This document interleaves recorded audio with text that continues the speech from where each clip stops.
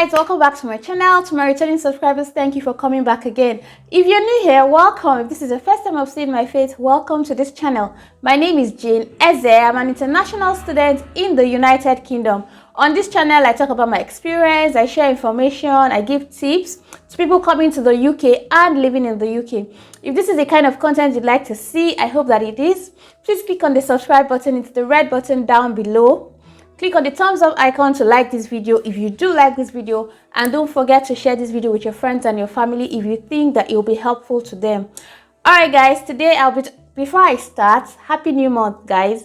Today I'll be talking about placement, right? So I talked about placement a couple of videos ago and I had some questions around that. So I'll just be addressing some of those questions that I've received just to clarify some points and do not cause any confusion around that. Okay, so the first question that I'll be answering is does doing a placement affect your 20 hours? So someone in the comment section, I think a couple of questions asked that, a couple of people asked that question. Or if I'm a student, how do I now work during placement full time and it will not affect my 20 hours?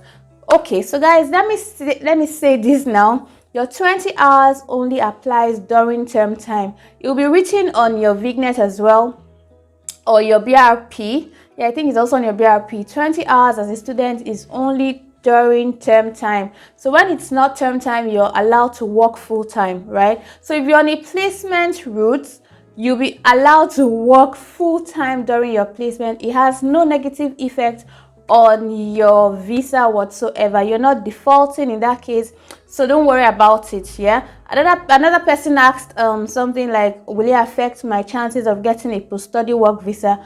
No, it does not, because you did not break any rule. In fact, it is common knowledge. Your school will even give you, some schools give like a letter of authorization telling your employer that you can work. Some employers request for this, so even if your school doesn't give it to you automatically, some employers will ask you for authorization from your school that you're able to work full-time. And so some students maybe require that, or maybe go back to their school authorities and get that letter, or get some form of letter from them telling your employer you're able to work. Some people do not even ask for this because a lot of people know that during placement you can work full-time. Okay, so guys, don't worry about it. It will not affect your chances of getting your post-study work visa and all that. Okay, so the next question that someone has asked me, or someone asked, is does the university help you in getting your placement? Now, most universities do not help you in the sense that, oh, they'll get somewhere for you and say go to this place and do your placement. Most times you're the one who is required to do all the work. You have to send out your applications, you have to attend interviews. However, I've heard some schools that give you another option if you don't find. Not all schools will do this for you. In fact, there are very few schools that I've heard that can do this for you. Okay, in my school, you're entirely on your own. You're going to find your placement yourself. You're going to do your online tests if there's need for that. You're going to do your interviews yourself. If you don't find a place for placement, you will automatically be placed on the 1-year route. So the placement here will be taken from you and the home office will be notified. Okay, but I have some friends who have said, oh, I wasn't able to get a place for placement and my school said I should do this here. But in that case, I mean, for this person, it's not paid. Okay, so this takes me to the next question that someone has asked me. Is your placement paid or is it free? Now, there are different types of placements, different types of internships that people do, but there are paid placements. I'm doing a placement and I'm being paid for that. Some places, some companies don't pay. In fact, let me surprise people. Some places you will be the one paying the company for your placement. So like I said, there are different things that run for different places. Okay, but if your worry is, oh, will I be able to get paid, or is it common around the UK that you will not be paid during placement? No, you can be paid during your internship, you can be paid during your placement. You just have to know what the contract between you and your employer states. Okay, so if your employer says they're not going to pay you and you agree thinking they will change their mind, that one is on you. they may not change their mind because it's a contract, right? But if you guys agree from the beginning that, oh, this is the amount that you'll be paid on your placement here and all that, then it's fine. Like I said, it could either be paid or unpaid. Okay, so get that right. Get that from the start. Personally, I advise people to look for paid because, I mean, if you can get paid, why not get paid, right? But I know that in some cases, it's not always obtainable. Some people are not lucky enough to get paid and paid placements, and you still want that experience. If it works for you that, okay, you still really need to do the placement, but you did not get the one that will pay you, then go ahead and do the unpaid. Okay. Also, for the ones where they ask you to pay, I got a number of those ones, like a couple asking me to pay them during my placement, and they will give me some sort of guarantee that I'll get a job after doing a placement with them. It didn't work for me, and so I did not take that option. Okay, but I know some people who are going to take placements or who are taking placements that are paying the employer. Okay, so whatever you get, find out if it works for you and your plan, and you'll be fine. All right. So another question I get is, when do I start applying? Personally, I always say the earlier the better. I started my course in January of 2021, and I started actively looking for a place to do my placement in March, because I mean, I had a lot of people tell me, oh, you need to start early, and so I took the advice, and so I started early. Because most times you have lots of rejections. See guys, plenty rejections may come because it's just like you're looking for a job, right? But you have to keep at it. And the good thing with some of these ones is the fact that you can be giving feedback after your interview process. You know, so you do an interview, and then after they say, no, we're sorry, we can't take you, some of them actually give you feedback, and you can put that into your next application.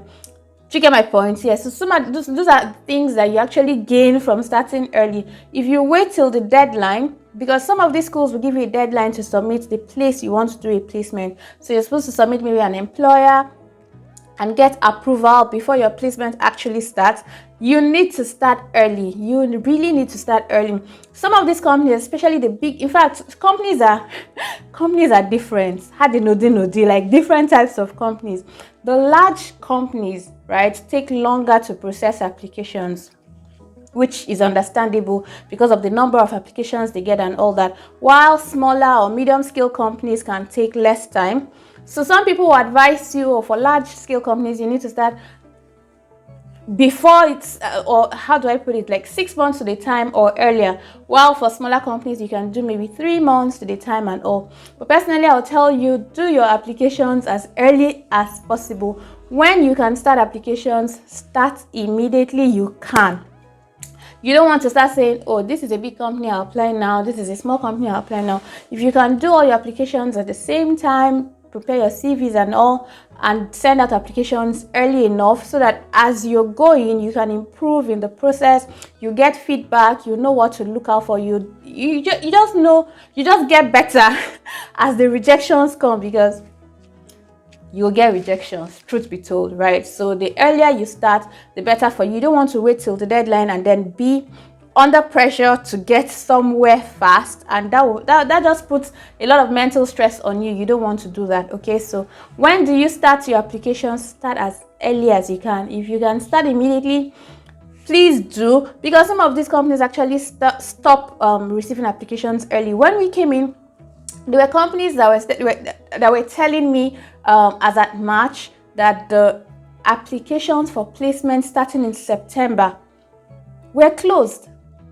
So for those companies, there was no point. Whatever application I was doing was to start placement in 2022, and I needed to start my placement in 2021. So yeah, that's how some companies can be. Some actually close applications very early. So once you come in, get your act together and then start your applications. Okay. The next question is, where do I find placements? There are a whole lot of places you can find placement opportunities. So your normal LinkedIn, you can find in LinkedIn, you can find on what's it called? You can find on Indeed, on Reed, your normal job sites. Some companies also place or put up placement opportunities or placement internship opportunities there, so you'll be able to get that. But there are also some websites that focus on placement. I think I'll do another video where I mention websites you can check if you're looking for jobs and placements. Since I'm talking about placement here, let me focus on placement. I will do a separate video where I mention the websites that you can actually get placement openings, placement opportunities, or internship opportunities. Okay, now the last question I'll take is, what happens if I don't get a place to do my placement? Now, like I said earlier, it differs. Different policies, different schools. Some schools are able to give you somewhere to do your placement, or maybe give you some role to do in school if you don't get a placement role, you get. But some will not. Some will just tell you, like my school will tell you, okay, if you cannot get somewhere to do your placement, then we'll just revert your course to a 1-year course. We'll inform the home office that this is what it is now, and then you guys can take it from there. But it's not a big deal. I mean, do your part, try your best, send out your applications early, do all that you need to do. Do your CV, do your cover letter well. This is another video. I'll table this in another video. But if you do all that you need to do and you still don't get a placement, don't worry about it. Even if your course is 1 year, you're able to apply for your post-study work visa and get your 2 years. That is, if you don't even get a tier 2 visa before that. Okay, it's very possible. There are other visas that you can land even before your course elapses, or the time for your course finishes. Okay, so don't stress too much about it. Like I said, all you need to do is do your part. Just play the part that you're supposed to do. Don't wait till the end. Do all that you need to do, and if that doesn't work out the way you want it, you never know, something better might come up. There are so many visas that can help you, or that you can get, that will help you get another job where you can work. You don't necessarily have to even do the post-study work visa. Speaking of post-study work visa and other visas, guys, if you have not signed up to be notified for the webinar coming up in June, we're in May now, so it's barely a month to the webinar.